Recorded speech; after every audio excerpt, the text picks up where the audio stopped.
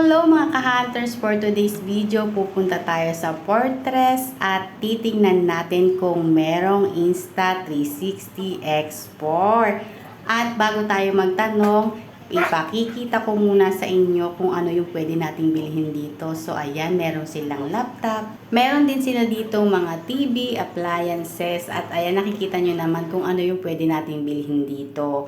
At dahil nga wala silang Insta360 X4, hindi muna tayo bibili. Next time na lang pag may available na, pag hindi nagbago ang isip ko. Char.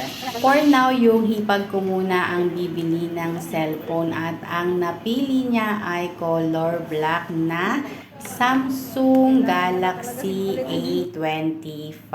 So, ayan. Tinitingnan niya pa nga yung ibang unit ng cellphone doon sa kabilang side. At mas mahal yun, pero mas maganda. Pero hindi pa namin afford. So, ito muna ang kanyang binili. At ayan na, ibinigay na nga ni Kuya at ine-explain na niya kung ano yung mga freebie niya at kung magkano yung phone. So, ayan.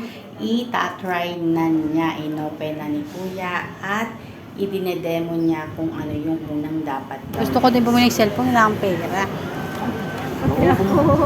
Sana all. Wala pang sahod.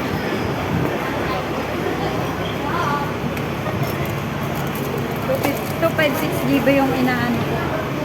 Maganda.